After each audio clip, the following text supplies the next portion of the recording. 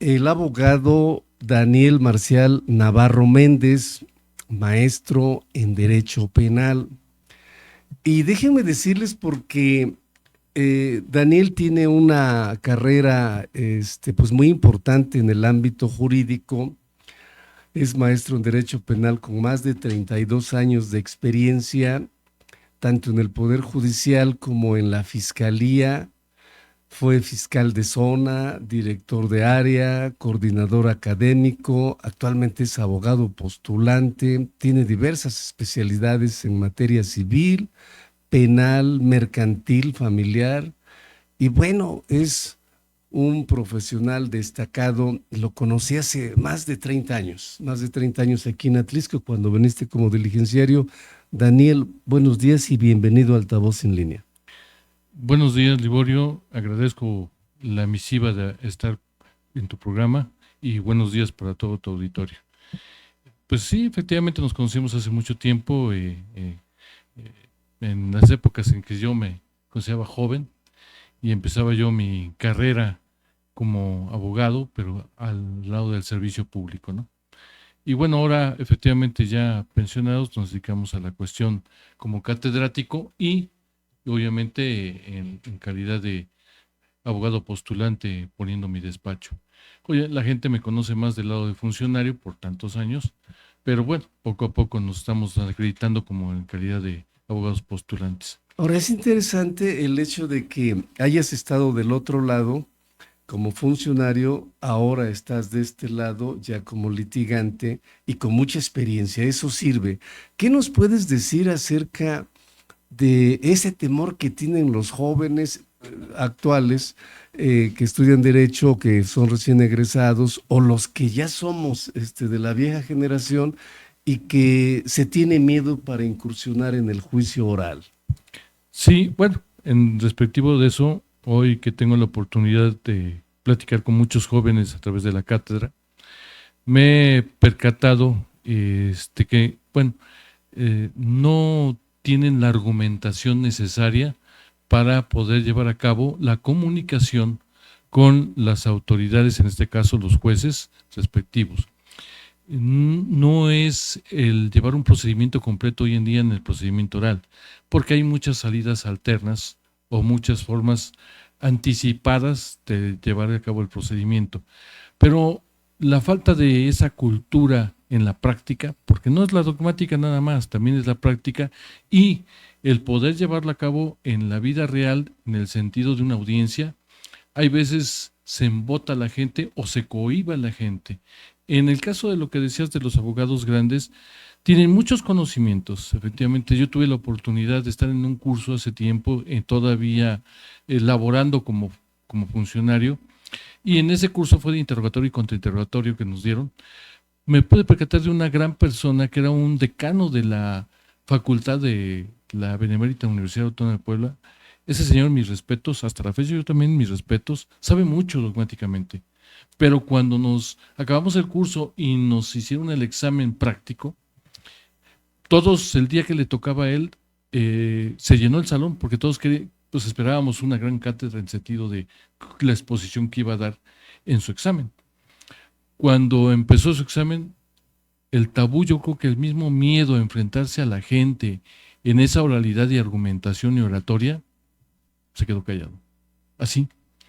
Ese tabú efectivamente es el miedo a perder al qué dirán. ¿Qué van a decir de mí cuando me esté viendo en una sala con la gente del público, con mi cliente, con mi contraparte y con el juez? Y que si fallo, el juez tiene la posibilidad en ese instante de, en un momento, comunicarme que si no sé el procedimiento oral, me podrá quitar y nombrar otro nuevo abogado. Entonces, obviamente, ese miedo inhibe muchísimo a las personas. Y el miedo también a saber cómo argumentar, porque no nomás es fácil. El emitir un mensaje y saberlo emitir y transmitirlo a las otras partes para que lo entiendan, no es fácil. Y obviamente no hablamos de un mensaje en el cual tenga que ser estrictamente dogmático jurídico. ¿Por qué?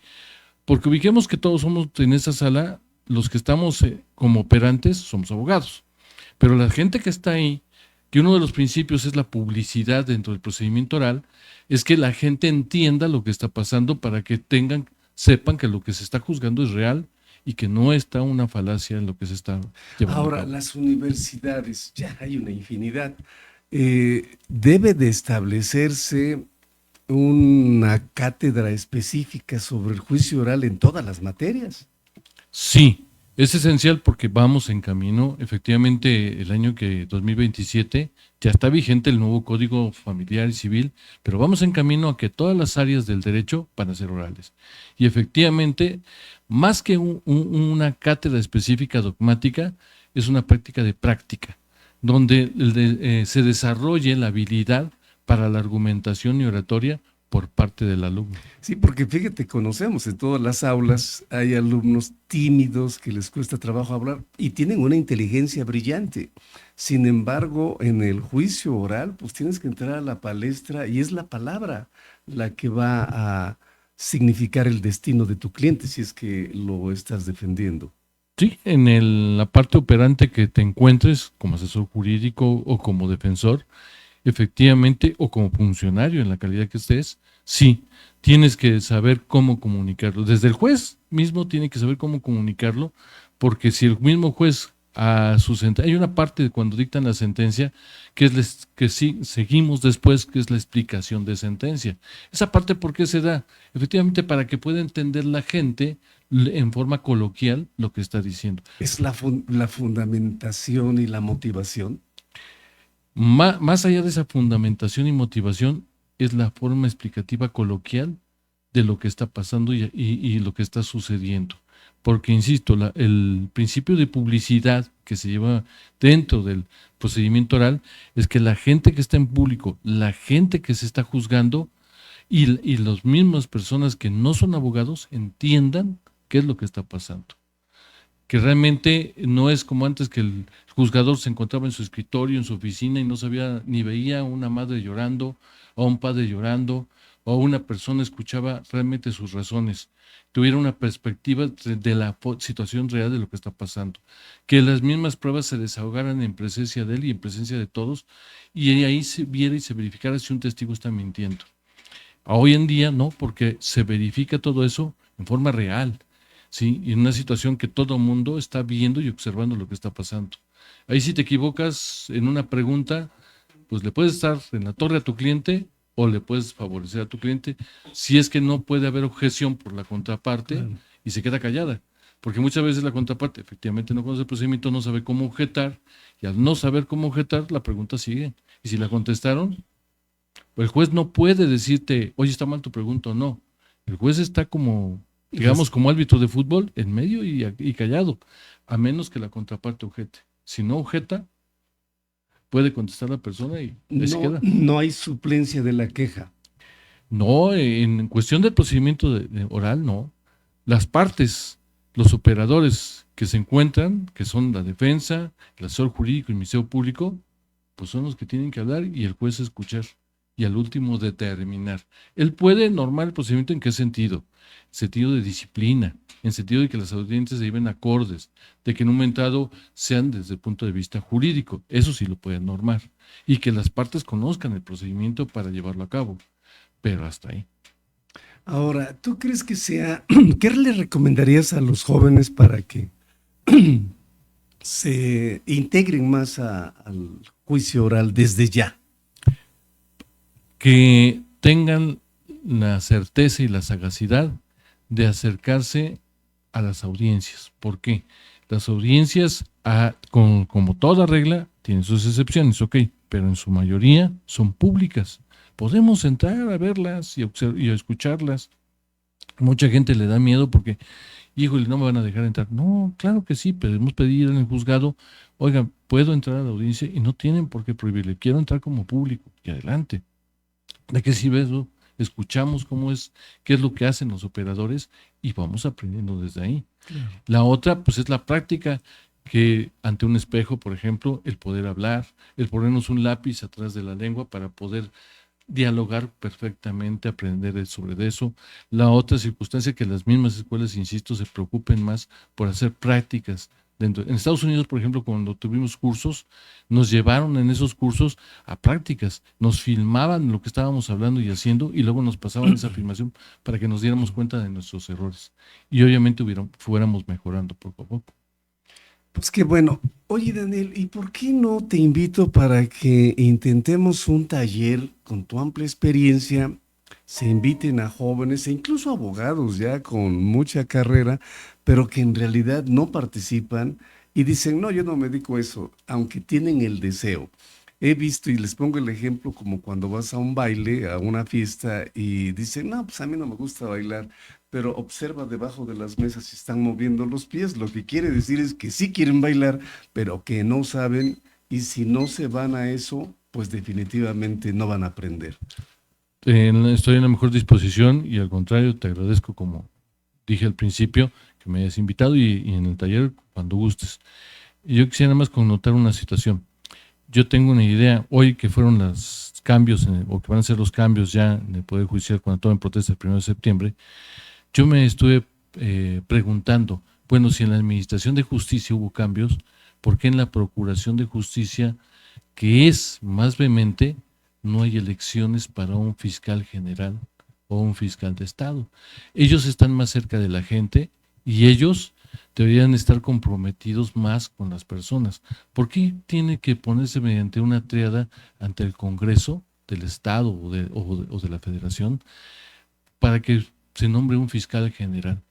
Al final el fiscal es Ministerio Público, porque la Constitución establece Ministerio Público. Por cuestión orgánica se nombra fiscal para poder tener mandos y manejo administrativo. Pero, qué mejor que fuera una elección también. Digo, yo lo dejo en la mesa porque... No, y yo estoy de acuerdo contigo porque creo que esa es la tendencia, porque lo más complicado era el Poder Judicial, porque sí, efectivamente depende la propuesta del Ejecutivo del Estado para que la presente al Congreso y están las negociaciones, ¿no? Pero me parece muy excelente eso, porque de acuerdo con la ley 21 constitucional, el ejercicio de la acción penal está exclusivamente para el Ministerio Público. Y entonces, pues él es el que tiene que ser calificado por la gente para elegirlo, y lo mismo ministerios públicos y todo. Sí, yo considero que dentro de la Procuración lo que hace falta en específico, más en el procedimiento oral, uno, que las policías tengan mejor preparación. Dos, que ya no se admitan preparatoria, que sean licenciatura. Hay licenciatura en cuestión policial y que realmente su pago sea a nivel licenciatura. ¿Por qué esto? Porque el primer respondiente, de ahí inicia todo. Si el primer respondiente hace mal su trabajo, aunque el Ministerio Público quiera hacer milagros, hay veces los indicios o la cadena de custodia ya se perdieron. Sí. Entonces, es esencial saber cómo hacer, cómo en un lugar cerrado, hasta dónde se debe evitar la gente. La gente siempre tenemos esa situación ignorante que llegamos y nos metemos al lugar donde está, por ejemplo, un muerto, contaminando toda la escena. A lo mejor no me di cuenta, pero un casquillo lo pude haber pateado y movido. Y eso queda la perspectiva de dónde fue disparado la arma con efectividad hacia la persona. Entonces, esa contaminación da en la torre muchas veces a la investigación. Entonces, el primer respondiente debe llegar inmediatamente y salvaguardar el lugar. ¿Y cómo salvaguardar? Porque hay que saber qué hacer. Claro. Entonces, todas esas circunstancias les cuesta todavía trabajo mucho a muchas policías. ¿Y cómo investigar, tomar testigos en el momento? Porque también si los testigos no se toman, hay veces le da miedo a la gente o hay veces desaparecen los testigos. Y además lo más común es que les da miedo y mejor los llevan al juzgado calificador y se queda un delito impune. Es correcto. Pues mi estimado Daniel, te agradezco mucho la presencia aquí, esa amplia explicación, y quedamos emplazados para otra. Gracias, te agradezco y estamos a la disposición.